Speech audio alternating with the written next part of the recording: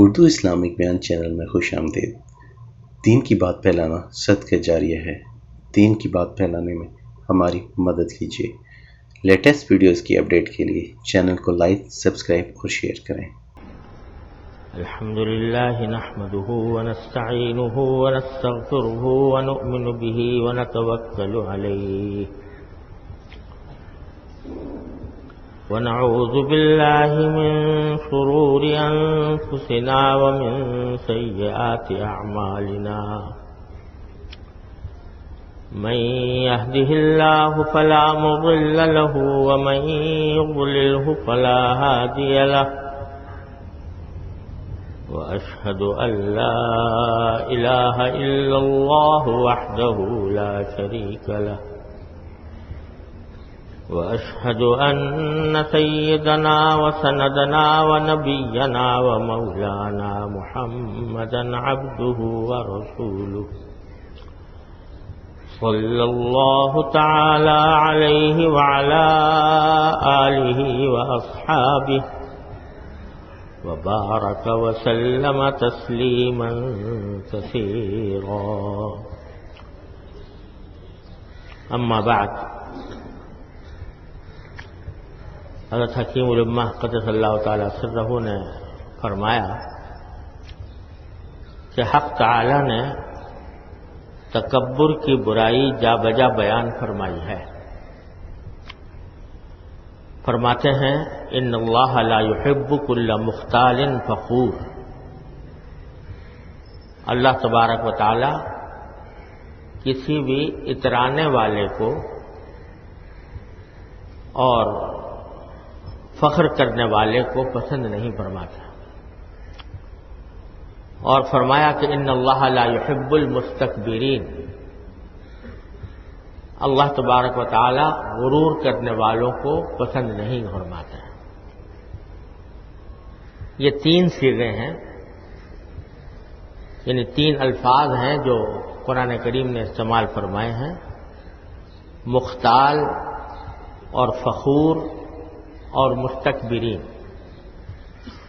اور تینوں کے بارے میں یہ فرمایا کہ لا يحب، یعنی اللہ تعالیٰ ان کو پسند نہیں فرماتا۔ ان تین لفظوں کی شرح یہ ہے کہ کبر کے آثار کبھی تو ظاہر ہو جاتے ہیں اور کبھی تہذیب کی وجہ سے دل میں رہتے ہیں، یہ تو مستکبر ہیں، کیونکہ استکبار کے معنی ہے اپنے آپ کو بڑا سمجھنا، اور یہ دل سے ہوتا ہے۔ اس کے بارے میں فرمایا کہ ان اللہ لا يحب المستکبرین، یعنی جن کے لوگوں کے دل میں تکبر ہے، اگر وہ ظاہر بھی ہو جاتا ہو، مثلا کوئی آدمی فیشن بناتا اور طرح طرح کی وجہ اختیار کرتا ہے، جس سب کا خلاصہ یہ ہے کہ اپنے آپ کو بڑا ثابت کرنا چاہتا ہے، اس کے متعلق ارشاد ہے کہ اللہ تعالیٰ اترانے والے کو پسند نہیں فرماتا۔ ایسا آدمی بعض دفعہ اس دھوکے میں رہتا ہے کہ مجھ میں تکبر نہیں ہے، کیونکہ ان لوگوں نے اسی کا نام تکبر رکھا ہے کہ زبان سے کوئی بڑائی کا کلمہ کہا جائے، ہاں جا کے یہ فیشن اور وضع بنانا سب تکبر ہی ہے، زبان سے نہ صحیح مگر ان کی ہر ادا سے تکبر ٹپکتا ہے۔ بعض لوگوں کی چال تو ایسی ہو جاتی ہے جیسے لقا کبوتر اپنی دم کو سنبھال کر حرکت کرتا ہے، ایسی ہی چال یہ لوگ چلتے ہیں کہ قدم قدم پر دیکھتے جاتے ہیں کہ کہیں سے فیشن تو نہیں بگڑ گیا۔ غرض یہ کہ ان افعال کا کرنے والا وہ خود ان کو تکبر نہ سمجھے، لیکن واقع میں ہیں سب تکبر، اور ان کے تکبر ہونے کو کیسا ہی چھپائے مگر اہل فہم کو معلوم ہو جاتا ہے کہ یہ سب مختال کے اندر داخل ہے، اور بعضوں کی زبان سے بھی تکبر کے کلمات نکلنے لگتے ہیں، ان کو فخور فرمایا۔ بس مختال تو وہ ہے جس کے دل میں تکبر ہو اور افعال سے بھی ظاہر ہو مگر اقوال سے ظاہر نہ ہو، اور فخور وہ ہے جس کی زبان سے بھی ظاہر ہونے لگے تو یہ 3 درجے ہوئے، ایک مستکبرین کا، ایک مختال کا اور ایک فخور کا۔ خلاصہ یہ کہ تکبر کا ظہور ہو یا نہ ہو، یعنی زبان سے تکبر ہو یا قلب سے، افعال سے، سب کو اللہ تعالیٰ نے یہ فرمایا کہ اللہ تعالیٰ ایسے آدمیوں کو پسند نہیں فرماتے۔ اب یہ سمجھیے کہ یہ فرمایا کہ پسند نہیں فرماتے، لیکن اس کے اوپر کسی عذاب کی وعید یہاں بیان نہیں فرمائی، لیکن اس آیت میں نہ صحیح دوسری آیتوں میں تکبر پر عذاب کی وعید بھی موجود ہے۔ مثلا الیس فی جہنم مثوی للمتکبرین، کہ کیا تکبر کرنے والوں کا ٹھکانہ دوزخ میں نہیں ہے؟ دوسرے کہ یہ وعید کیا تھوڑی وعید ہے کہ یہ فرما دیا کہ اللہ تعالیٰ پسند نہیں فرماتے۔ غور سے دیکھو تو وعید کی اصل یہی ہے، کیونکہ وعید اسی پر ہوتی ہے جو حق تعالیٰ کی مرضی کے خلاف ہو۔ مرضی کے خلاف ہونا کسی کام کا اور ناپسند ہونا ایک ہی بات ہے، بس آپ کا پسند نہ فرمانا اصل ہو گئی وعید کی۔ بلکہ دوسرے لفظوں میں یوں تعبیر کیا جا سکتا ہے کہ حق تعالیٰ کو دشمنی ہے اس شخص سے جو متکبر ہے یا مختال ہے یا فخور ہے، کیونکہ محبت وہ لغت کے اعتبار سے عداوت کی ضد ہے، نقیض نہیں، لیکن محاورات میں جس پر اطلاق قرآنیہ مبنی ہے وہ عداوت کی نقیض ہے۔ لہذا جب کسی سے اللہ تعالیٰ کو محبت نہ ہو تو اس کا مطلب یہ کہ اس سے عداوت ہے۔ اللہ تعالیٰ حفاظت فرمائے۔ یہ جو پچھلے اتوار کو عرض کیا تھا کہ اصل مقصود طریق اور سلوک اور تصوف وغیرہ کا وہ یہ ہے کہ تزکیہ ہو، یعنی انسان اپنے اندر جو گندگیاں پائی جاتی ہیں ان کو صاف کریں، اور اسی مقصد کے لیے انبیاء کرام علیہ السلام کو مبعوث فرمایا جاتا ہے، بھیجا جاتا ہے۔ تو یہ جو بیماریاں ہیں یا گندگیاں ہیں، جیسے پہلے بھی پچھلے اتوار کو عرض کیا تھا، کچھ ظاہری اعمال کی گندگیاں ہوتی ہیں، وہ تو ہر ایک آدمی کو محسوس ہو جاتی ہیں۔ فرض کرو کوئی آدمی نماز نہیں پڑھتا تو یہ گندگی ہے، کوئی آدمی جھوٹ بولتا ہے یہ گندگی ہے، کوئی آدمی غیبت کرتا ہے یہ گندگی ہے،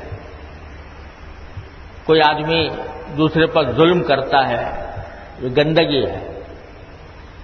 لیکن یہ گندگی ہر ایک کو پتہ چل جاتی ہے کہ یہ میرے اندر گندگی پائی جاتی ہے۔ اگر کبھی اس کو اپنے حالات کی اصلاح کرنے کی توفیق ہوگی، خیال ہوگا، تو خود بھی سمجھ لے گا کہ میرے اندر یہ گندگی پائی جاتی ہے، اور اس کا علاج وہی ہے جو بار بار عرض کرتا رہا ہوں کہ آدمی کو اپنے اوپر زبردستی کرنی پڑتی ہے، تکلیف اٹھانی پڑتی ہے، لیکن اپنے آپ کو پاک صاف کرنا پڑتا ہے۔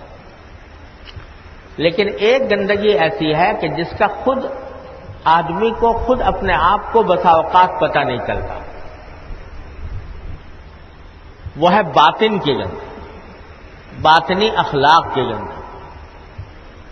مثلا یہی تکبر جس کا بیان ابھی عرض کیا گیا، کوئی متکبر جس کے اندر تکبر ہو وہ اپنے آپ کو متکبر نہیں سمجھتا، حرص ہے، یہ بسا اوقات انسان کو پتہ نہیں چلتا کہ میں ناجائز حرص میں مبتلا ہوں۔ حسد ہے، بعض اوقات انسان کو احساس نہیں ہوتا کہ میں حسد کر رہا ہوں۔ بغض ہے، یہ ایسی گندگی ہے جس کا بعض اوقات انسان کو پتہ نہیں چلتا۔ ریاکاری ہے، بسا اوقات اس کا پتہ نہیں چلتا۔ اسی قسم کی چیزیں ہیں، اسی قسم کی گندگیاں ہیں جن کا علاج کسی شیخ سے کرایا جاتا ہے، یعنی کسی ایسے شخص ہے کہ جس کا خود تزکیہ ہو چکا ہے، خود اس نے اپنے آپ کو کسی اپنے بڑے کی خدمت میں پیش کر کے پامال کر کے اپنی ان گندگیوں کو دور کیا ہے، اور وہ اس کا طریقہ بھی جانتا ہے، اس کے سے رجوع کر کے پتہ لگایا جاتا ہے کہ میرے اندر کیا بیماری پائی جاتی ہے اور کس طرح اس کی اصلاح ہوگی۔ تو یہ ہے حاصل تصوف کا، جس کا نام تصوف ہے یا طریقت ہے یا سلوک ہے۔ اور بزرگوں کے ہاں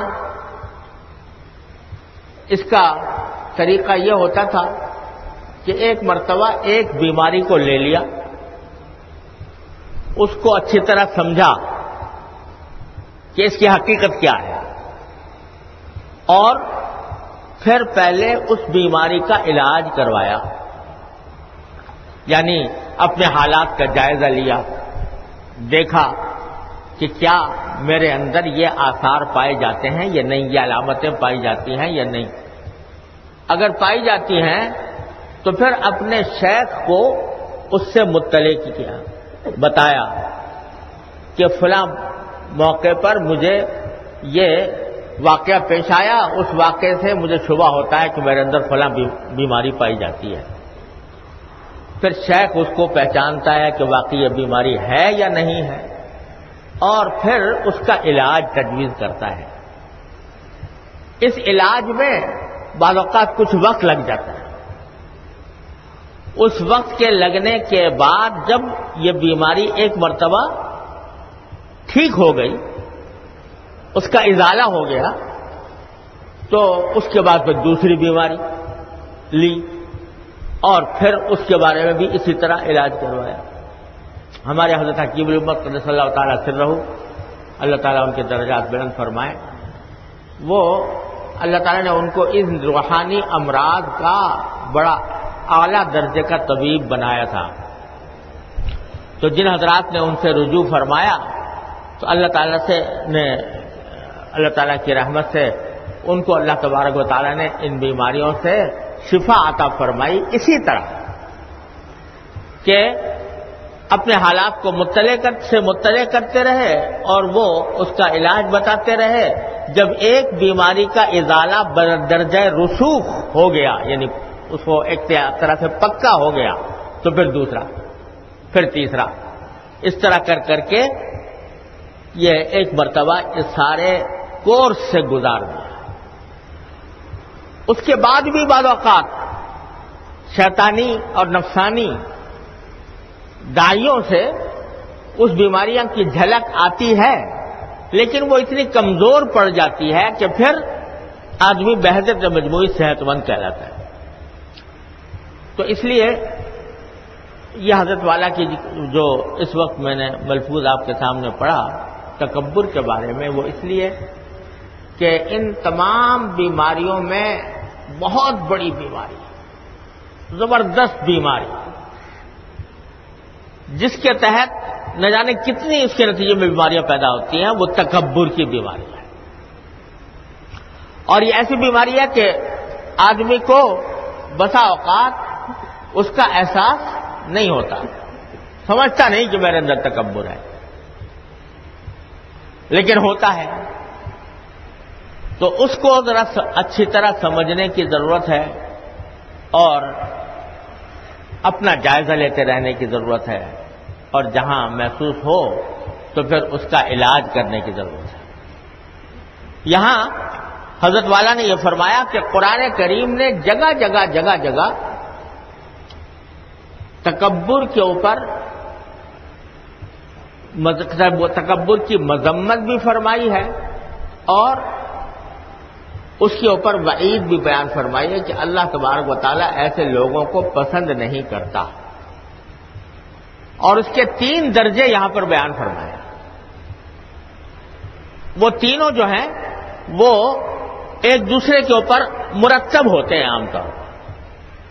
ایک درجہ تو یہ ہے کہ آدمی اپنے دماغ میں اپنے گھمنڈ بسائے بیٹھا ہے کہ میں بڑا ہوں، دوسروں سے بہتر ہوں، اور دوسروں کے اوپر مجھے ایک فوقیت حاصل ہے، یہ دماغ میں یہ خناس بیٹھ جاتا ہے، یہ گھمنڈ بیٹھ جاتا ہے،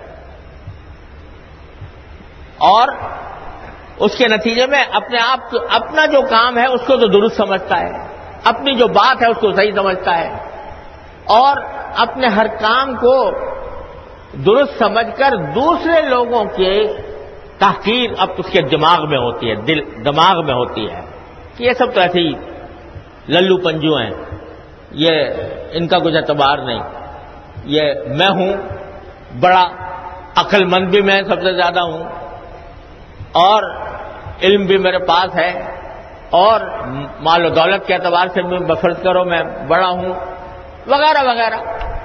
کبھی تکبر ہوتا ہے مال کی وجہ سے کہ مالدار آدمی ہے تو سارے جو غریب لوگ ہیں ان کو حقیر سمجھتا ہے، کبھی تکبر ہوتا ہے علم کی وجہ سے کہ علم واقعتاً ہے، اللہ نے دیا ہے، اس علم کی وجہ سے یہ سمجھتا ہے کہ میرے پاس تو علم ہے، یہ سب جاہل ہیں دنیا میں جتنے بھی ہیں، لہذا میں ان سے بڑا ہوں، ان سے میرا درجہ بہت بلند ہے۔ کبھی وہ کسی کو اپنی خوبصورتی پہ ناز ہوتا ہے کہ میں خوبصورت ہوں، اور خوبصورت ہونے کی وجہ سے میں سب سے زیادہ اونچا درجہ رکھتا ہوں، اور جو بیچارے ایسے معمولی شکل کے ہیں وہ سب ایسے ہی، ان کی تحقیر دل میں آتی ہے۔ غرض مختلف اسباب ہوتے ہیں جن سے کہ انسان کے اندر اپنی بڑائی پیدا ہوتی ہے۔ یہ دل میں بڑائی پیدا ہونا یہ بیماری کی جڑ ہے۔ یہ خیال ہی بذات خود کہ میرے اندر کوئی بہت بڑا کمال ہے، میں ذاتی طور پر بڑائی رکھتا ہوں، دوسرے سے فائق ہوں، یہ بیماری کی جڑ ہوتی ہے۔ پھر بعض اوقات ایسا ہوتا ہے کہ یہ بڑائی کا جو احساس ہے دل میں، یہ انسان کے ظاہری اعمال کے اوپر بھی اثر انداز ہو جاتا ہے۔ کیا مانا؟ کہ میں چونکہ سمجھتا ہے نا میں بڑا ہوں، دوسرے میرے مقابلے میں حقیر ہیں، اس واسطے چال میں، ڈھال میں، لباس میں، وضاقتہ میں وہ بڑا بنا ٹھنا رہتا ہے۔ جب چلے گا تو اترا کر چلے گا، سینہ تان کے چلے گا، یا اس کی چال میں ایسی بات پیدا ہوگی کہ دوسروں کی تحقیر ہوگی، اپنی بڑائی کا ایک انداز ہوگا، جس کو قرآن کریم نے فرمایا کہ لا تمش فی الارض مرحا، زمین میں اکڑ کر مت چلا کرو، انک لن تخرق الارض ولن تبلغ الجبال طولا، تو کتنا بھی بڑا ہو جائے اور تیری چال کتنی ہی متکبرانہ ہو جائے، نہ تو زمین کو پھاڑ سکے گا، نہ پہاڑوں کے برابر تیرا قد پہنچ سکے گا۔ تو یہ تکبر کا ایک اثر ہوتا ہے چال کے اوپر، انسان کی چال جو ہے وہ اس کی تکبر کو ظاہر کرتی ہے، اس میں اکڑ کر چلنا یا اترا کر چلنا۔ اور اسی میں حضرت والا نے ذکر فرمایا کہ کوئی آدمی چال میں اس بات کا، چال ڈھال میں اس بات کا لحاظ رکھتا ہے، قدم قدم پر اس طرح کر رہا ہے کہ کہیں میرا جو ہے فیشن نہ بگڑ جائے، حضرت والا فرماتے ہیں فیشن نہ بگڑ جائے، تو ہر قدم پر یہ احتیاط ہو رہی ہے کہ فیشن نہ بگڑ جائے اور دیکھنے والے مجھے بڑا سمجھیں۔ یہ احساس اللہ بچائے پیدا ہو جاتا ہے افعال کے اندر اس طرح، یا اس طرح کہ آدمی اگرچہ چال میں نہیں لیکن گفتگو کے انداز میں، لب و لہجے میں، اور بات کرنے کا کے اندر جو جسمانی ادائیں ہیں، ان جسمانی اداؤں پر تکبر کے اثرات ظاہر ہو جاتے ہیں۔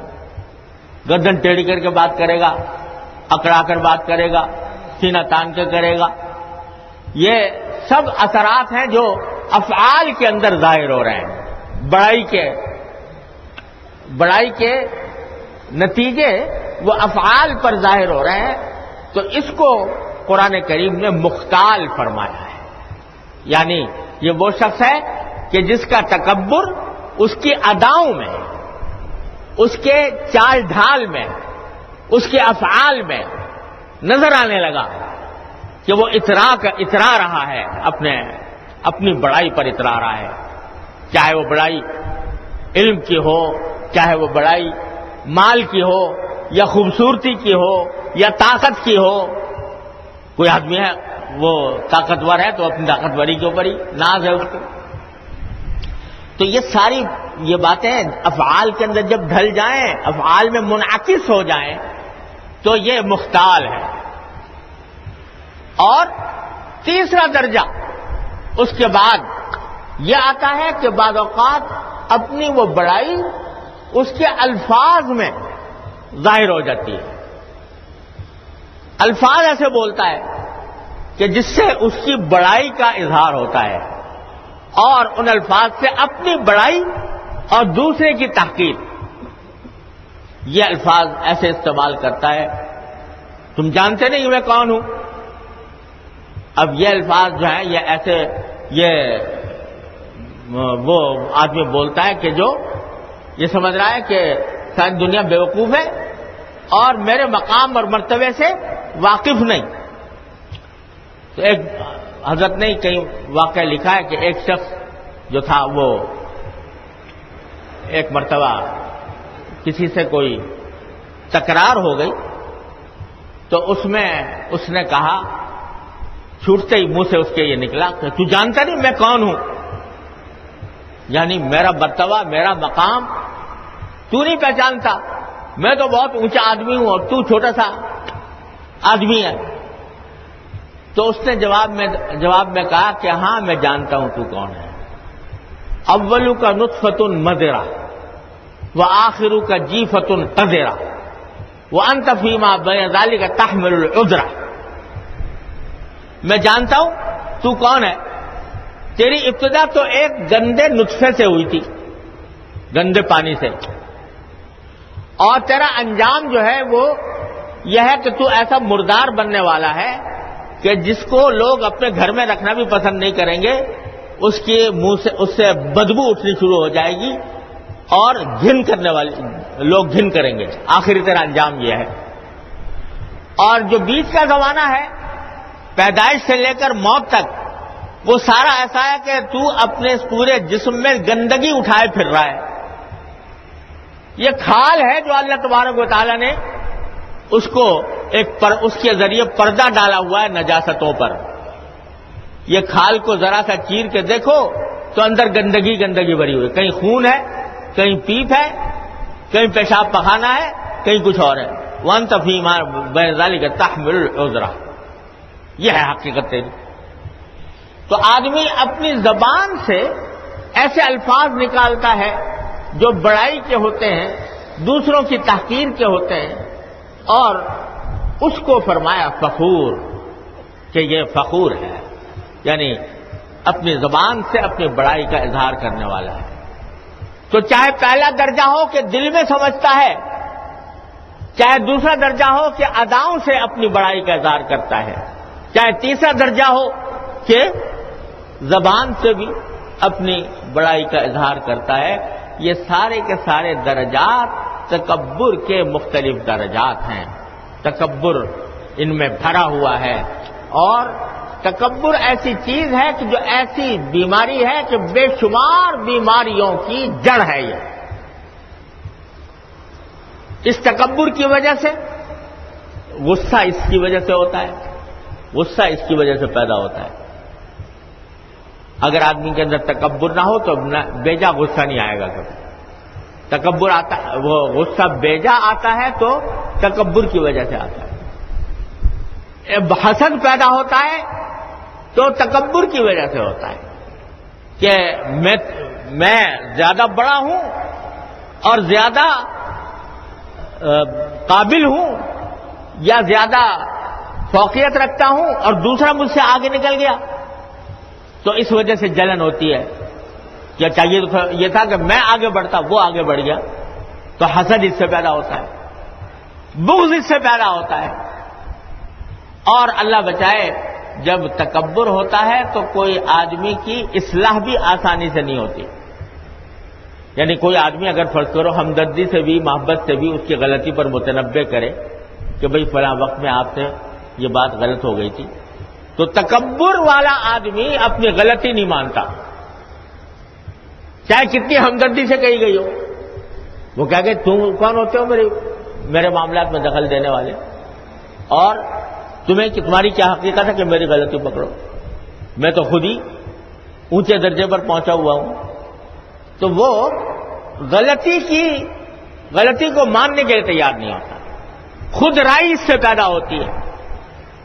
خود رائی یعنی جو اپنے دماغ میں آ گیا وہ برحق ہے اور ساری دنیا غلط ہے، اس کے مقابلے میں چاہے کچھ بھی ہو جائے وہ ماننے کو تیار نہیں ہوتا.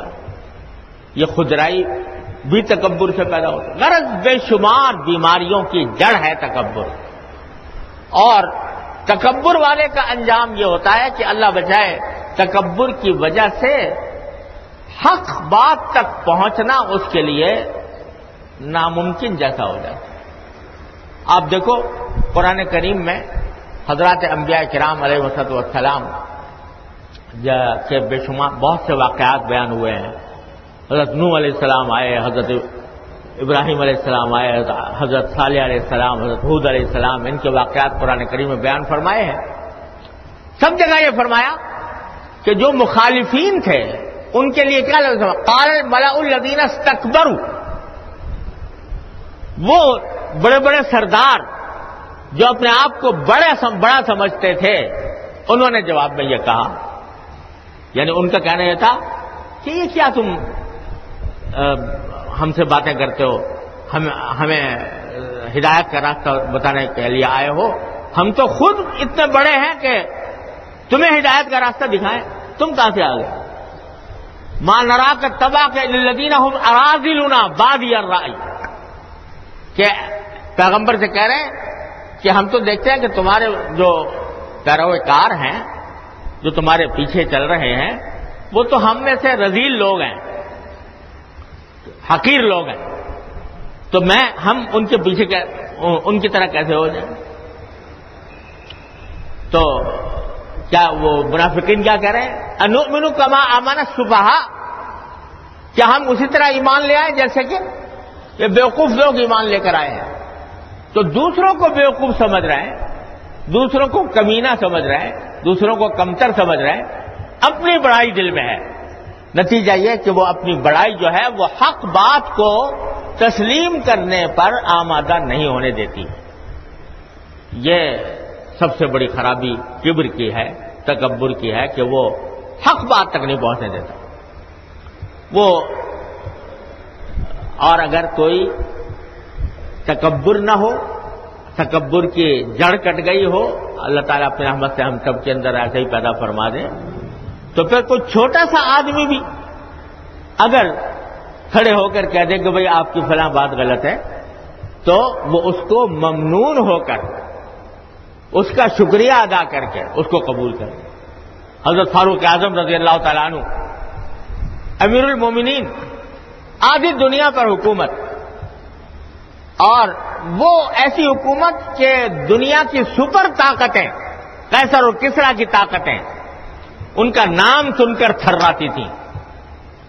ایسی عظیم الشان حکمران وہ خطبہ دے رہے ہیں، اور خطبہ دیتے ہوئے لوگوں سے کہا کہ بھئی آج کل یہ بڑی وبا چل پڑی ہے کہ لوگ جو ہیں مہر بہت زیادہ باندھ دیتے ہیں نکاح کے اندر، اور اتنا زیادہ باندھ دیتے ہیں کہ اس کے نتیجے میں بعض اوقات وہ دینے کے قابل نہیں ہوتے. تو آئندہ میں یہ آپ لوگ سب لوگوں سے کہتا ہوں کہ کوئی بھی زیادہ مہر نہ باندھے. لمبی لمبی رقمیں جو مہر کے اندر باندھی جاتی ہیں، ہرگز ایسا نہ کرے کوئی. لمبی مختصر مہر کی مقدار رکھی جائے اور لمبے مہر نہ باندھے جائیں. یہ تقریر کر کے فارغ ہوئے.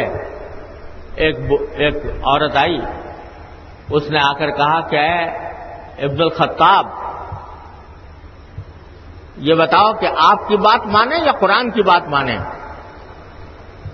اس نے کیا مطلب؟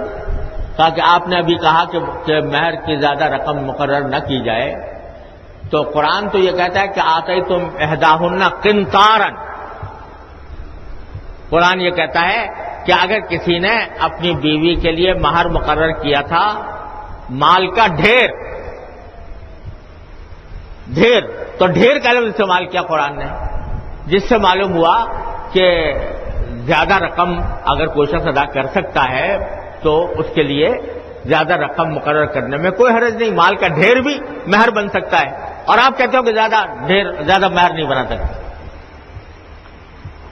حضرت فاروق اعظم جو بتاؤ ابھی تقریر کر کے آ رہے ہیں، امیر المومنین ہیں، سارے مجمع کے اوپر ایک اثر قائم ہوا ہے، اور ایک عورت نے آ کے اس طرح خطاب کیا کہ آپ کی بات مانیں یا قرآن کی بات مانیں؟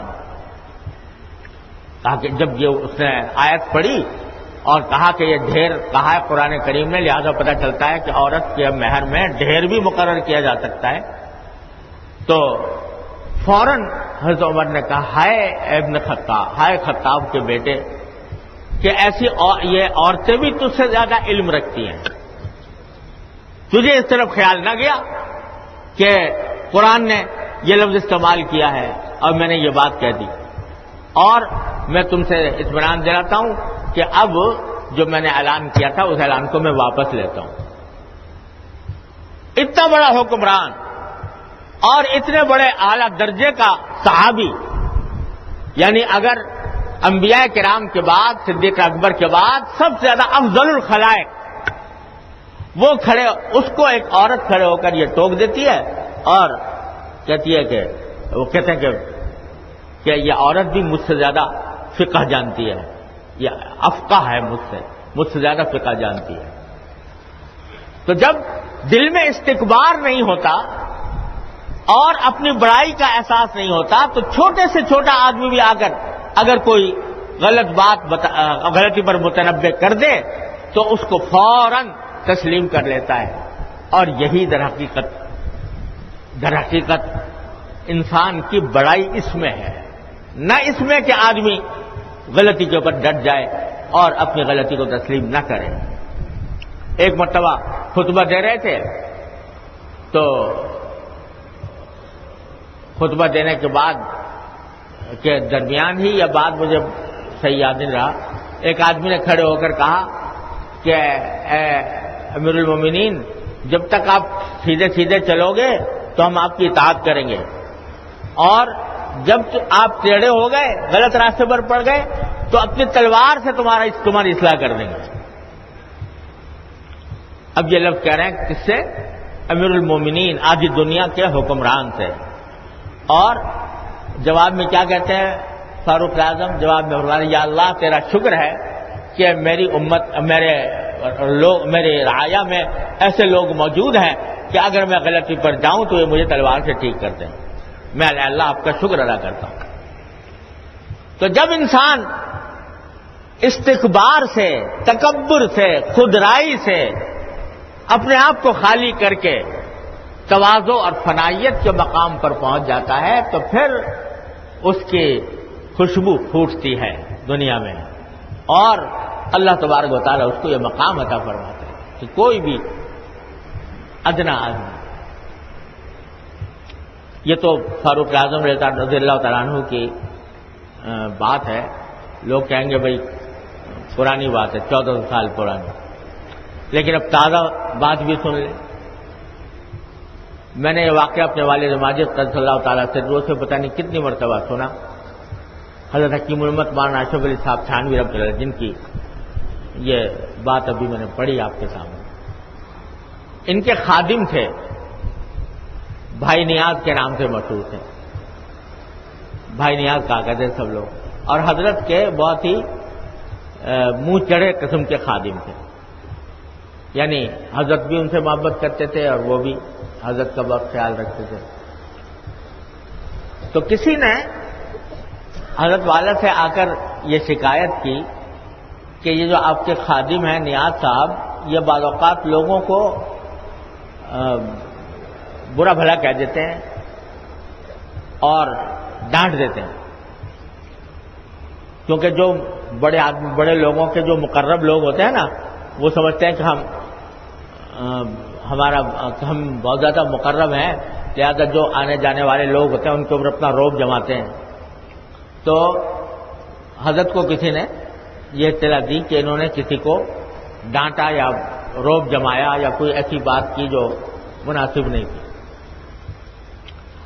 تو حضرت والا نے ان کو بلایا، اب بلا کر کہا کہ بھائی نیاز، یہ کیا تم لوگوں سے لڑتے جھگڑتے پھرتے ہو، لوگوں کو ڈانٹتے ہو، کیوں ایسا کرتے ہو؟ تو اس کے جواب میں انہوں نے بھائی نیاز کے منہ سے نکلا کہ حضرت جھوٹ نہ بولو، اللہ سے ڈرو، جھوٹ نہ بولو، اللہ سے ڈرو۔ اب بتاؤ، یعنی حضرت سے یہ کہنا کہ جھوٹ نہ بولو اور اللہ سے ڈرو، اور پھر بعد میں حضرت والد صاحب نے فرمایا اور میرے شیخ نے بھی فرمایا کہ اصل میں وہ کہنا یہ چاہتے تھے کہ وہ لوگ جو آپ سے شکایت کر رہے ہیں وہ جھوٹ نہ بولیں اور اللہ سے ڈریں، لیکن گھبراہٹ میں منہ سے یہ نکل گیا کہ حضرت جھوٹ نہ بولو، اللہ سے ڈرو۔ بس جو ہی یہ کلمہ کہا تو حضرت نے ایک دم سے سر جھکایا اور استغفر اللہ کہتے ہوئے واپس ہو گئے۔ کیوں؟ اس لیے کہ ان کے کہنے سے یہ احساس ہوا کہ میں نے صرف یک طرفہ بات سن کر ان کو ڈانٹنا شروع کر دیا، ایک ہی طرف کی بات سنی اور ان کی بات سنے بغیر ان کو ڈانٹنا شروع کر دیا، یہ مجھ سے غلطی ہوئی، لہذا استغفر اللہ کہہ کر واپس سے پلٹ گیا۔ یہ ہے کان وقافا عند حدود اللہ کی حدود کے پاس جا کر ٹھہر جانے والے ہیں۔ اب کوئی اور ہوتا تو نوکر یہ کہہ رہا ہے کہ جھوٹ نہ بولو، اللہ سے ڈرو، گویا ایک طرح سے الزام لگا رہا ہے کہ آپ جھوٹ بول رہے ہیں، لیکن اس پر غصہ کرنے کے بجائے اپنی غلطی کا احساس ہوا کہ میں نے یک طرفہ بات سن کر، ایک طرف کی بات سن کر، ان کی بات سنے بغیر میں نے ان کو ڈانٹنا شروع کر دیا، لہذا استغفار کرتے واپس چلے۔ جس شخص کے دل میں استکبار ہو، اپنی بڑائی ہو، وہ کبھی ایسا کام نہیں کر سکتا۔ اور میں نے متعدد حضرات سے سنا کہ حضرت حکیم الامت صلی اللہ تعالی وسلم کے پاس حضرت کے بہت سے خلفاء جایا کرتے تھے۔ حضرت مفتی محمد حسن صاحب رحمۃ اللہ علیہ کا واقعہ انہوں نے حضرت ڈاکٹر حفیظ اللہ صاحب رحمۃ اللہ علیہ نے بیان فرمایا، جو حضرت مفتی محمد حسن صاحب رحمۃ اللہ علیہ کے خلیفہ ہیں۔ اور پھر ڈاکٹر حفیظ اللہ صاحب سے متعدد حضرات نے یہ واقعہ سنا کہ حضرت مفتی محمد حسن صاحب رحمۃ اللہ علیہ کے جو حضرت کے بہت عاشق رضدار تھے، ان کے دل میں اچانک ایک مرتبہ خیال پیدا ہوا کہ جب ہم مجلس میں جاتے ہیں حضرت والا کی، تو ان کو یہ ایسا ہوتا تھا کہ میں ایسا لگتا ہے کہ جیسے میں آدمیوں کی محفل میں ایک بیل بیٹھا ہوا ہوں، جانور سب آدمی اور میں، یعنی اپنی اتنی برائی دل میں آتی ہے۔ تو انہوں نے حضرت مولانا خیر محمد صاحب رحمۃ اللہ علیہ سے، جو حضرت ان کے ساتھی تھے اور حضرت کے پاس وہ بھی آیا کرتے تھے، ان سے ذکر کیا کہ بھائی یہ مجھے تو کچھ ایسا لگتا ہے جب میں مجلس میں بیٹھتا ہوں تو معلوم ہوتا ہے سب مجھ سے افضل ہیں اور میں ہی سب زیادہ ناکارہ ہوں۔ تو حضرت مولانا خیر محمد صاحب رحمۃ اللہ علیہ نے فرمایا کہ یہ کیفیت تو میری بھی ہے، مجھے بھی ایسا ہی لگتا ہے، سارے جتنے بیٹھے ہیں سب مجھ سے افضل ہے اور میں ناکارہ ہوں۔ تو کہا کہ چلو حضرت کے پاس سے جا کے عرض کریں، پتہ نہیں یہ حالت اچھی ہے بری ہے کیسی ہے۔ حضرت کے پاس پہنچے، ان سے کہا کہ حضرت ان کو بھی یہ حالت پیش آئی ہے، ہمیں بھی پیش آئی ہے، تو پتہ نہیں یہ صحیح ہے غلط ہے اچھی ہے بری ہے۔ تو حضرت نے فرمایا کہ بھائی میں آپ سے کیا کہوں، میں سچ کہتا ہوں کہ خود میری اپنی حالت یہ ہے کہ جب مجلس میں بیٹھتا ہوں، مجلس میں واعظ کر رہے ہیں، دوسروں کی اصلاح کی باتیں کر رہے ہیں، اس وقت بھی میرے دل میں یہ ہوتا ہے کہ یہ جتنے بیٹھے ہیں سب مجھ سے افضل ہیں اور میں ان سب سے کم تر ہوں۔ یہ مقام اللہ تبارک و تعالیٰ عطا فرماتے ہیں تواضع کا اور فنائیت کا، جس کے دل سے کبر مٹ جاتا ہے۔ اور اگر اللہ بچائے کبر اور استکبار دل میں ہو تو وہ ساری دنیا کو اپنے آگے حقیر سمجھتا ہے، برا سمجھتا ہے، اور اپنے آپ کو ان سے اعلیٰ اور ان سے زیادہ برگزیدہ سمجھتا ہے، اپنی رائے کو فوقیت دیتا ہے، دوسروں کو حقیر سمجھتا ہے۔ تو حضرت یہ دل کی بڑائی ہے، اس کو دور کرنے کا سب سے پہلا جو قدم ہے نا، وہ یہ کہ دل میں جو یہ گھمنڈ آ گیا ہے، دل میں جو یہ خناس سما گیا ہے، میں بڑا ہوں، یہ خناس کیسے دور ہو؟ یہ خناس اس طرح دور ہوگا کہ آدمی اپنی حقیقت کو پہچانے، اپنی اصل کو پہچانے کہ میری کیا حقیقت ہے۔ ارے کس چیز پر ناز کرتا ہے؟ مال پر ناز کرتا ہے تو مال ایسی چیز ہے کہ اللہ تبارک و تعالیٰ نے عطا فرما دیا اپنے فضل و کرم سے، جب چاہے واپس لے لے۔ بڑے بڑے مالدار، بڑے بڑے سرمایہ دار، جب ان کی حالت اللہ تعالیٰ نے پلٹی تو ایسے فقیر ہو گئے اور اتنے محتاج ہو گئے کہ اب جن محتاجوں جو محتاج ان کے پاس آیا کرتے تھے اس سے زیادہ محتاج ہو۔ میرے والد ماجد صلی اللہ تعالی سے رہو حضرت تھانوی رحمۃ اللہ علیہ سے نقل کر کے واقعہ سنایا کرتے تھے، اور سچا واقعہ ہے کہ ڈھاکہ میں ایک بازار ہے، بیگم بازار کے نام سے مشہور ہے۔ تو وہاں ایک نواب صاحب رہتے تھے، ان کا انتقال ہو گیا اور وہ بڑے صاحب جائیداد، بڑے مالدار سرمایہ دار قسم کے نواب تھے۔ انتقال ہو گیا تو ایک بیٹا چھوڑا، ایک بیٹی چھوڑی، اور کاروبار تھا بہت بڑا، کپڑے کا کاروبار، اور پتہ نہیں زمین جائیداد کیا کچھ تھی۔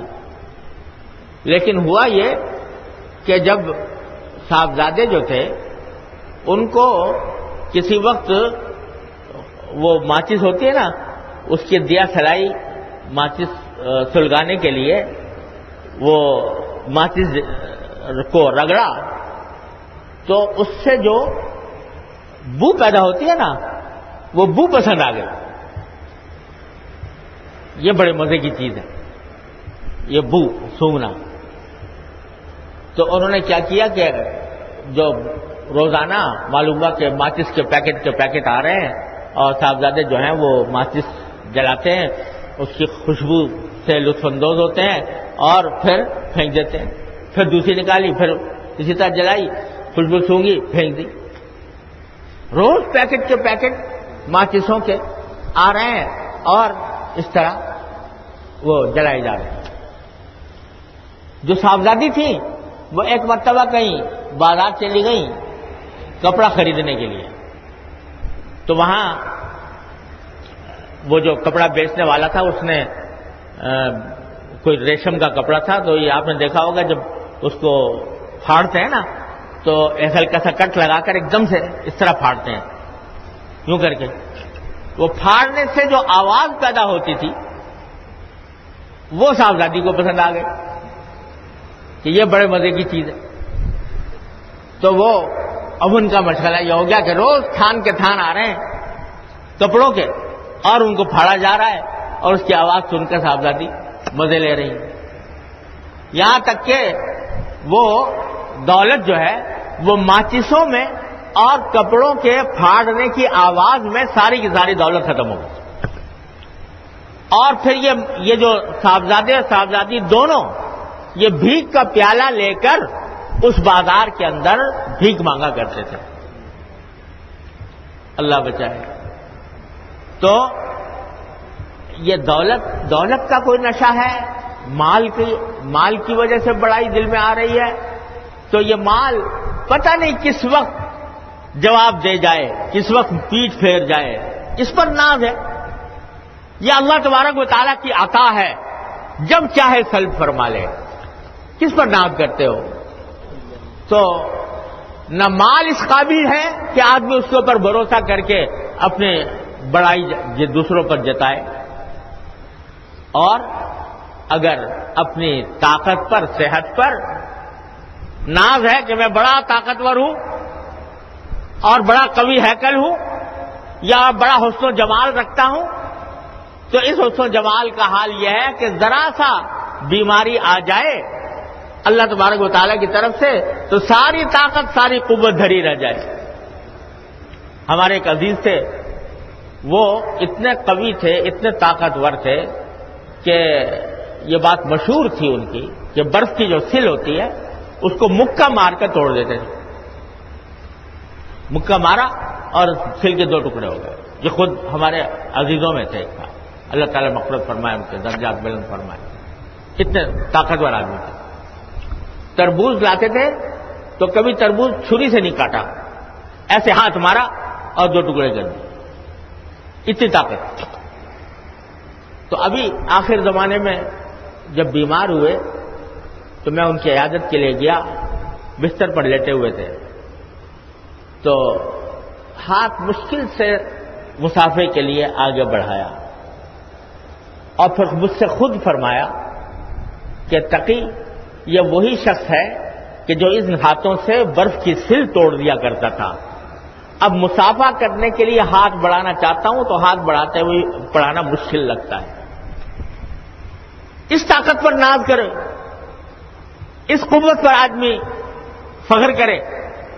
اللہ تعالیٰ کی عطا ہے، جب تک اس نے دے رکھی ہے، جب چاہے سلب فرما لے۔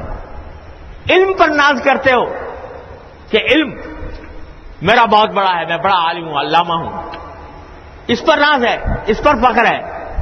یہ علم بھی اللہ تبارک و تعالیٰ کی عطا ہے، جب چاہے سلب فرما لے، جب چاہے آدمی کو پتہ ہی نہ چلے۔ کتنے بڑے بڑے علامہ، آپ نے جو حضرات حدیث پڑھتے ہیں تو انہوں نے دیکھا ہوگا کہ بڑے بڑے محدثین، بڑے بڑے اونچے درجے کے حافظہ رکھنے والے، ان کے حالات میں لکھا اختلط فی آخر عمرہ، آخر عمر میں ان کے حواس بجا نہیں رہے تھے، سب بھول بھال گئے تھے جو کچھ پڑھا تھا۔ تو جب چاہے وہاں پہ ایک مرتبہ میں حضرت اپنے شیخ حضرت عارفی قدس اللہ تعالی سرہ کے پاس بیٹھا ہوا تھا، تو حضرت کوئی تحریر لکھ رہے تھے۔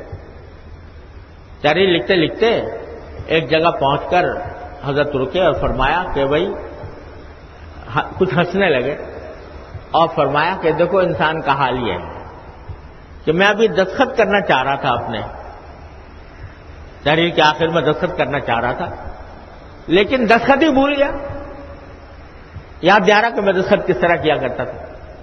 تھوڑی دیر کے بعد، تھوڑی دیر تک سوچتا رہا، اس کے بعد پھر یاد آیا تو پھر کہا کہ انسان کی حالت یہ ہے کہ اپنے دستخط کرنا بھی بھول گیا۔ اللہ تعالیٰ نے پھر یاد دلایا تو یاد آیا، پھر اس پر فرمایا کہ انسان کس چیز پر ناز کرے، کس چیز پر آدمی بھروسہ کرے کہ میرے اندر یہ طاقت، میرے اندر یہ کمال ہے۔ یہ تو اللہ تعالیٰ کی عطا ہے، جب چاہے واپس لے لے۔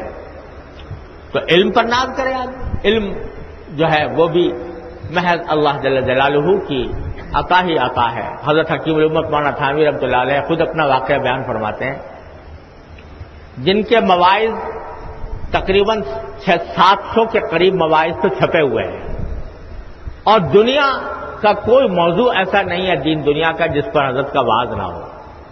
اور جب وعظ کھڑے کیا کرتے تھے تو بعض اوقات 7 گھنٹے کا وعظ اکٹھا ہوا تھا، 7 گھنٹے مسلسل، ایسے بھی وعظ ہوئے، 5 گھنٹے مسلسل، اور پہلے سے کبھی سوچتے بھی نہیں تھے کیا کہنا ہے، اللہ تعالیٰ دل میں ڈالتے تھے، کہتے جاتے تھے۔ اپنا واقعہ بیان فرماتے ہیں کہ ایک مرتبہ ایک مسجد میں مجھے وعظ کہنے کے لیے بلایا گیا، تو میں نے خطبہ پڑھا، خطبے کے دوران عام طور سے کچھ سمجھ میں آ جاتا ہے کہ بھئی کیا کہنا چاہیے، مگر کچھ سمجھ میں نہ آیا تو سوچا کہ چلو کوئی آیت پڑھ دوں، جب آیت پڑھوں گا تو اس کے بارے میں کوئی نہ کوئی بات ذہن میں آ جائے گی۔ تو آیت بھی پڑھ لی، پھر بھی کچھ سمجھ میں نہ آیا، کیا کہوں؟ سوچا ترجمہ کروں، تو ترجمہ کرنے سے کچھ ذہن منتقل ہوگا، ترجمہ کیا، پھر بھی کچھ سمجھ میں نہیں آیا،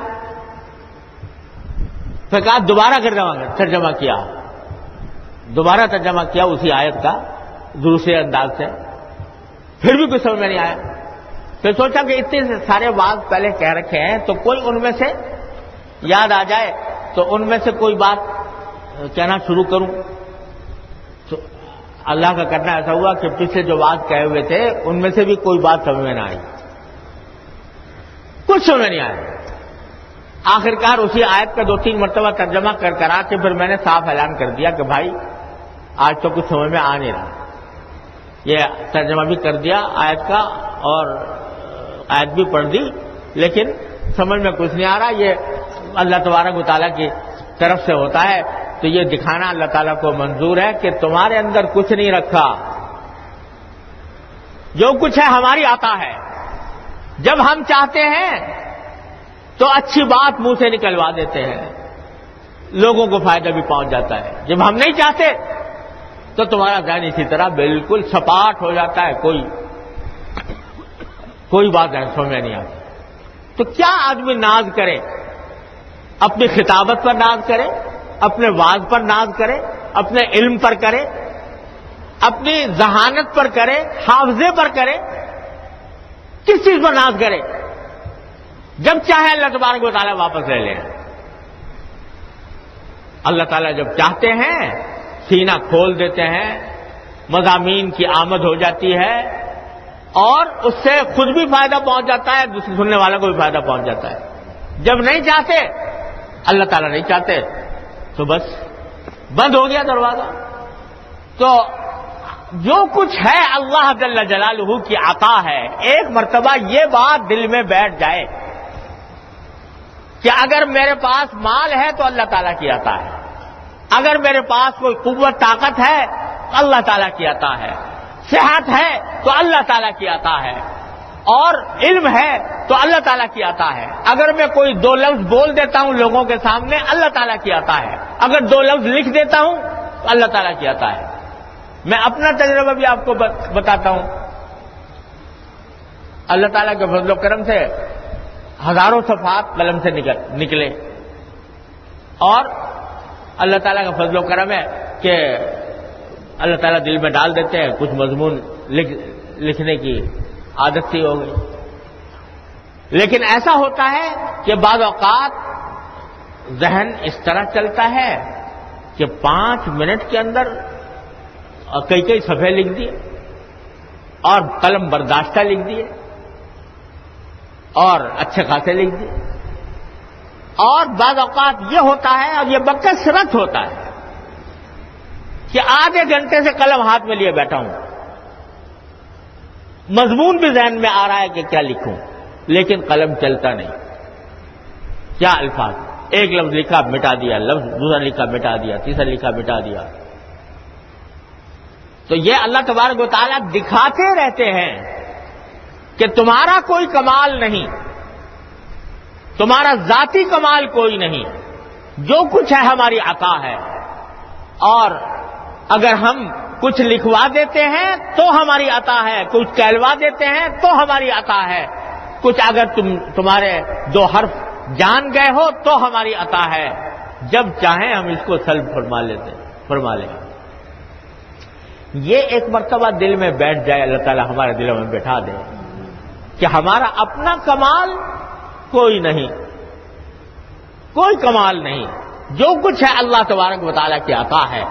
یہ ایک مرتبہ دل میں بیٹھ جائے بات، تو یہ جو اپنے کو بڑا سمجھنے کا خناس دل میں پیدا ہوتا ہے، جو گھمنڈ پیدا ہوتا ہے، اس کا علاج ہے یہ سوچنا کہ میرا اپنا کچھ نہیں، جو کچھ ہے اللہ تبارک و تعالیٰ ہی کی عطا ہے، اسی کی دین ہے۔ اور دین ہے تو اس کا تقاضا یہ ہے کہ اس کا شکر ادا کرو. مال ہے تو اللہ تعالیٰ کا شکر ادا کرو. یا اللہ آپ نے اپنے یہ عطا فرمایا, آپ کا فضل و کرم ہے, آپ نے عطا فرمایا, شکر ادا کرو. اگر صحت اچھی ہے تو اللہ تعالیٰ کا شکر ادا کرو کہ یا اللہ آپ نے اپنے فضل و کرم سے صحت اچھی عطا فرمائی ہوئی ہے. اگر قوت ہے تو قوت پر اللہ تعالیٰ کا شکر ادا کرو کہ اس کی دین ہے. اور علم ہے, کوئی علم تو علم کتنا بھی ہو جائے, لیکن حضرت خضر علیہ السلام نے فرمایا تھا حضرت موسیٰ علیہ السلام کہ سفر کر رہے تھے نا کشتی میں, تو ایک چڑیا آئی اور اس نے سمندر میں سے ایک بوند پانی اپنی چونچ میں لیا, وہ پھیلے ہوئے سمندر میں.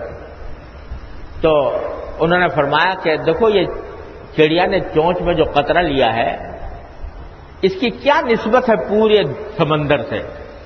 ایک یہ چونچ کا میں آیا ہوا قطرہ اور یہ پورا سمندر. تو اللہ تبارک و تعالیٰ کے علم سے ہمارے علم کو یہ نسبت بھی نہیں ہے جیسے کہ اس کی چونچ میں قطرہ آ گیا. کتنا بھی بڑا علم عالم بن جائے انسان, لیکن وہ علم وما اوتیتم من العلم الا قلیلا, تمہیں تو علم جو کچھ دیا گیا ہے وہ تھوڑا ہی سا ہے. کس پر ناز کرتے ہو, کس علم کے اوپر فخر کرتے ہو, کس پر اپنی بڑائی سمجھتے ہو. تو حقیقت میں علم جو کچھ بھی ہے وہ اللہ تعالیٰ کی دین ہے. تو ہمارے حضرت والا فرمایا کرتے تھے حضرت عارفی قدس اللہ تعالیٰ سرہ کہ ارے یہ علم اللہ نے دیا ہے تو اس لیے نہیں کہ اس کی وجہ سے تم اپنے آپ کو بڑا سمجھو, بلکہ اس کا تقاضا ادا کرو کہ اس کا شکر ادا کرو. اور اس علم کا تقاضا یہ ہے کہ دوسروں تک پہنچاؤ اس کو, یہ حق ہے اس کا, یہ ادا کرو. تو جتنا اللہ تبارک و تعالیٰ کی نعمتوں پر شکر ادا کیا جائے گا انشاءاللہ اتنا ہی تکبر میں فرق آئے گا, تکبر میں کمی ہوگی, استکبار میں کمی آئے گی. کیونکہ شکر کے معنی کیا ہے کہ میں تو مستحق تھا نہیں اس کا, اے اللہ آپ نے اپنے فضل و کرم سے عطا فرمایا لہذا شکر ہے. صحت ہو, قوت ہو, حسن ہو, جمال ہو, مرتبہ ہو, منصب ہو, کچھ ہو. تو ایک تو سب سے بڑی چیز جو انسان کو استکبار سے بچانے والی ہے وہ یہ کہ اپنی جو بھی اچھی حالت ہو اس اچھی حالت کو اپنی طرف منسوب کرنے کے بجائے اس کو اللہ تبارک و تعالیٰ کی طرف منسوب کرے کہ یہ اللہ کی دین ہے, اللہ تعالیٰ کا فضل ہے, اللہ تعالیٰ کا کرم ہے, اس پر شکر ادا کرے. اور یہ سوچے کہ اللہ تعالیٰ جب چاہیں سلب کر لے. اسی لیے نبی کریم سرور دو عالم صلی اللہ علیہ وسلم نے یہ دعا تلقین فرمائی, اللہم انی اعوذ بک من الحور بعد القول. یا اللہ اچھی حالت سے بری حالت کی طرف پلٹ جانے سے میں آپ کی پناہ مانگتا ہوں. کہ اگر موجودہ حالت اچھی ہے اس اچھی حالت کے بجائے بری حالت پر آ جائے, مالدار ہے غریب ہو جائے, عالم ہے جاہل ہو جائے, اور صحت مند ہے طاقتور ہے کمزور ضعیف ہو جائے, ان سب سے فرمایا اللہم انی اعوذ بک من الحور بعد القول. اور کیا فرمایا اللہم انی اعوذ بک من زوال نعمتک وتحول عافیتک. اے اللہ میں آپ کی پناہ مانگتا ہوں آپ کی نعمتوں کے زوال سے, جو نعمتیں آپ نے عطا فرما رکھی ہیں کہیں زائل نہ ہو جائیں. اور وتحول عافیتک, اے اللہ آپ نے جو عافیت عطا فرمائی ہوئی ہے یہ پلٹ کر کہیں تکلیفوں میں تبدیل نہ ہو جائے. تو آدمی جب یہ دل میں اس کے بیٹھا ہوا ہوگا کہ موجودہ جتنی بھی نعمتیں ہیں سب اللہ کی دین ہیں, میں ان کا شکر ادا کرتا ہوں, اور ان کے زوال سے, ان کے حالت کے بدلنے سے میں اللہ کی پناہ مانگتا ہوں. جب یہ آدمی کے دماغ میں دل میں یہ باتیں بیٹھی ہوں گی تو انشاءاللہ یہ جو بڑائی کا خناس ہے دل میں وہ مٹے گا. یہ سب سے پہلا قدم ہے تکبر کے ازالے کے لیے. پھر حضرت یہ بھی فرماتے ہیں کہ ایسے آدمی کو یہ بھی چاہیے کہ وہ اپنی جو ادائیں ہیں وہ ان اداؤں میں اپنی گفتگو میں، لوگوں سے بات چیت کرنے میں وہ اپنے انداز کو تبدیل کریں، اس میں تواضع ہو، اس میں عاجزی ہو، اس میں انکسار ہو، بڑائی کا انداز نہ ہو۔ حضرت والا حضرت علمت قدس اللہ تعالیٰ سرہ فرماتے ہیں کہ اگر کوئی بڑا ہے اور چھوٹے سے کوئی کام کہتا ہے، جیسے باپ ہے بیٹے سے، یا استاد ہے شیخ سے، استاد ہے شاگرد سے، شوہر ہے بیوی سے کوئی بات، کوئی کام کرنا چاہتا ہے، تو حضرت فرماتے ہیں ایک طریقہ تو یہ ہے کہ یہ کہ بھائی پانی لاؤ، تو یہ اس میں ایک تحکمانہ لہجہ ہے، تحکمانہ حاکمانہ انداز۔ حضرت فرماتے ہیں کبھی الحمدللہ میں نے کبھی اس طرح کسی سے براہ راست یہ نہیں کہا کہ پانی لاؤ، بلکہ الفاظ یہ استعمال کیے کہ بھائی ذرا سا پانی لا دیجیے گا، تھوڑا سا پانی دے دیجیے گا۔ یہ الفاظ دونوں میں زمین آسمان کا فرق ہے، ایک میں حاکمیت ہے، تحکم ہے، بڑائی ہے، ایک میں عاجزی ہے، اور اس میں ایک فروتنی ہے، انکساری ہے۔ تو آدمی اپنے جائزہ لے، اپنے صبح سے شام تک جس انداز سے لوگوں سے پیش آتا ہے، چاہے نوکروں ہی سے کیوں نہ ہو، تو اس میں انداز جو ہے وہ تحکمانہ نہ ہو، اپنی بڑائی جتانے کا انداز نہ ہو، بلکہ ملاطفت کا انداز ہو، نرمی کا انداز ہو، اس طرح ہو۔ تو اپنی اداؤں میں، اپنی گفتگو میں اس بات کا لحاظ رکھے کہ کہیں تک متکبرانہ انداز پیدا نہ ہو۔ جب آدمی اس بات کا دھیان رکھتا ہے تو اللہ تبارک و تعالیٰ اپنا فضل و کرم فرما دیتے ہیں، اور پھر اس تکبر کے برائیوں سے اللہ تعالیٰ محفوظ فرما دیتے ہیں، اسے بچا لیتے ہیں۔ بس بھائی اللہ تبارک و تعالیٰ اپنی رحمت سے، اپنے فضل و کرم سے ہم سب کو توفیق عطا فرمائے کہ ان باتوں پر دل و جان سے عمل کریں۔ یہ چلو اگلے مرتبہ دے دینا پھر انشاءاللہ۔ اللهم صل على سيدنا مولانا محمد وعلى ال سيدنا مولانا محمد كما صليت على ابراهيم۔ ربنا ظلمنا انفسنا وان لم تغفر لنا وترحمنا لنكن من الخاسرين۔ ربنا آتنا في الدنيا حسنة وفي الآخرة حسنة وقنا عذاب النار۔ ربنا ظلمنا انفسنا وان لم تغفر لنا وترحمنا لنكن من الخاسرين۔ ربنا ظلمنا انفسنا وان لم تغفر لنا وترحمنا لنكن من الخاسرين۔ ربنا آتنا في الدنيا حسنة وفي الآخرة حسنة وقنا عذاب النار۔ ربنا اغفر لنا ذنوبنا واسرافنا في امرنا وثبت اقدامنا وانصرنا على القوم الكافرين۔ یا ارحم الراحمین، اپنے فضل و کرم، اپنی رحمت سے ہمارے تمام گناہوں کو معاف فرما۔ یا اللہ ہمارے تمام چھوٹے بڑے، اگلے پچھلے، ظاہری باطنی ہر طرح کے گناہوں کو اپنے فضل و کرم سے معاف فرما دے۔ یا اللہ اپنے رحمت سے، اپنے فضل و کرم سے ہماری مکمل مغفرت فرما دے۔ یا اللہ اپنے رحمت سے ہماری مکمل مغفرت فرما دے۔ یا اللہ ہم ساری امت کی طرف سے آپ سے استغفار کرتے ہیں، اپنی رحمت سے ہماری مغفرت فرما دے۔ ہماری شامت اعمال کو اپنے فضل و کرم سے دور فرما دے۔ یا اللہ ہماری شامت اعمال کو اپنے فضل و کرم سے دور فرما دے۔ یا اللہ ہمارے ظاہر و باطن کی اصلاح فرما۔ یا اللہ ہمارے ظاہر و باطن کی اصلاح فرما۔ اے اللہ اپنے فضل و کرم سے، اپنی رحمت سے ہر طرح کے شر سے، فتنے سے، معصیتوں سے، منکرات سے ہمارے گھر والوں، متعلقین، احباب سب کی حفاظت فرما۔ یا اللہ اپنے رحمت سے، اپنے فضل و کرم سے ہمیں اپنے دین کی صحیح سمجھ عطا فرما، اس پر عمل کی توفیق عطا فرما، اس پر استقامت عطا فرما۔ یا اللہ ہمیں اپنے اصلاح کی طرف متوجہ فرما دے۔ یا اللہ غفلتوں کے پردے ہمارے دلوں سے اٹھا دے۔ یا اللہ اپنے رحمت سے غفلتوں کے پردے ہمارے دلوں سے اٹھا دے۔ یا اللہ اپنے اصلاح کی فکر عطا فرما۔ یا اللہ اپنے رحمت سے، اپنے فضل و کرم سے اصلاح کی فکر عطا فرما۔ یا اللہ ہمارے ظاہر و باطن کو اپنے رضا کے مطابق ڈھال دے۔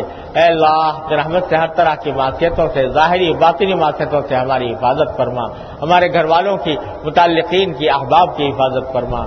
اللہم یا ارحم الراحمین، یا غیاث المستغیثین، یا امان المستجیرین، یا مجیب دعوت المضطرین، رحمان الدنیا و رحیمہا، ارحمنا برحمت تغنینا بها عن رحمت من سواک۔ یا اللہ یا رحمان یا رحیم یا کریم تمام حاضرین اور حاضرات کو ان کے تمام جائز مقاصد میں اپنے فضل و کرم سے کامیابی عطا فرما۔ اے اللہ ہر طرح کے شر سے ہمارے گھر والوں متعلقین احباب سب کی حفاظت فرما۔ یا اللہ تمام حاضرین اور حاضرات کی تمام جائز مرادیں اپنے فضل و کرم سے آسانی اور سہولت کے ساتھ عافیت کے ساتھ پوری فرما دے۔ یا اللہ جن لوگوں نے ہم سے دعا کی فرمائش کی ہے، اے اللہ آپ ان سب کے دلوں سے کو جاننے والے ہیں، ان کی حاجتوں سے واقف ہیں، اے اللہ اپنے رحمت سے ان سب کی حاجتوں کو پورا فرما دے، عافیت کے ساتھ سہولت کے ساتھ پورا فرما دے۔ یا اللہ کئی لوگوں نے ہم سے اپنی یا اپنے متعلقین کے بیماریوں کی شفا کی دعا کی درخواست کی ہے، یا اللہ اپنے رحمت سے ان سب کو عافیت عطا فرما، ان سب کو صحت عطا فرما، ان کی تمام مرادوں کو پورا فرما دے۔ اللهم انا نسألك من خير ما سألك منه عبدك ونبيك سيدنا محمد صلى الله عليه وسلم ونعوذ بك من شر ما استعاذك منه عبدك ونبيك سيدنا محمد صلى الله عليه وسلم ربنا تقبل منا انك انت السميع العليم وتب علينا انك انت التواب الرحيم وصلى الله تعالى على خير خلقه سيدنا مولانا محمد وعلى آله واصحابه اجمعين آمين برحمتك يا دین کی بات پھیلانا صدقہ جاریہ ہے۔ دین کی بات پھیلانے میں ہماری مدد کیجیے۔ لیٹسٹ ویڈیوز کی اپڈیٹ کے لیے چینل کو لائک، سبسکرائب اور شیئر کریں۔